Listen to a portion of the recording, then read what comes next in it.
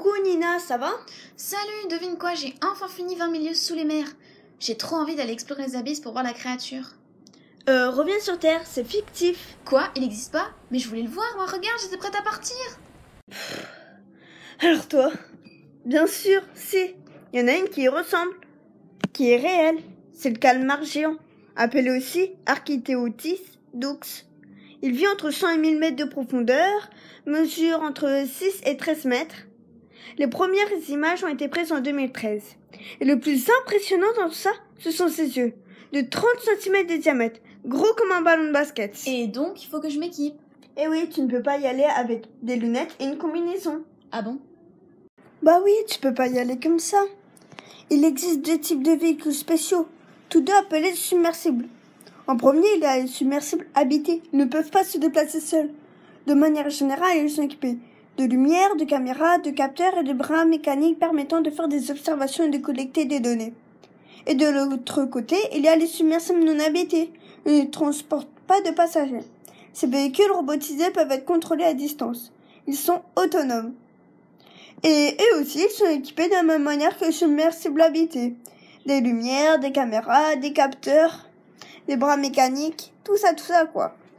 Et grâce à des instruments, les scientifiques ils peuvent mesurer la température, la salinité et la densité de l'océan, ainsi que le mouvement de l'écorce terrestre sous l'eau. C'est chouette, hein, les abysses. Waouh, c'est trop bien les abysses en fait. Je m'étais jamais demandé ce qu'il y avait sous l'eau. 2 semaines plus tard. Hé, salut Mona, j'ai passé mon week-end à la bibliothèque et toi? J'ai regardé Nemo avec mon frère. Il a eu peur du poisson lanterne.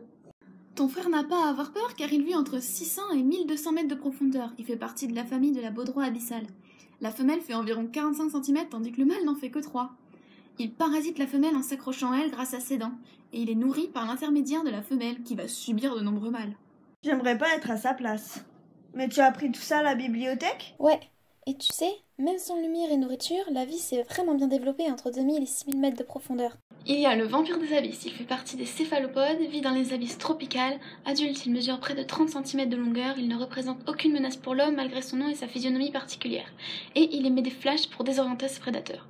Il y a le crabe yeti, aussi appelé Galathea, c'est un crustacé qui vit en grande profondeur, dont il existe 2 espèces.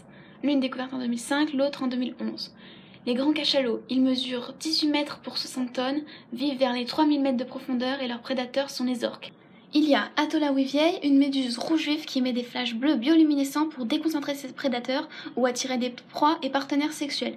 Elle possède des tentacules dont un immense, mesure 15 cm et vivent entre 600 et 5000 mètres de profondeur. Le requin dormeur du Pacifique, qui vit donc dans l'océan Pacifique, est le seul avec le grand cachalot à manger des calamars colossaux. Il mesure 6 mètres. Et le Japanese pancake devilfish, appelé Opisthotheotis depressa, c'est un céphalopode qui mesure 20 cm. Allez Nina, c'est bon, stop, ça a sonné.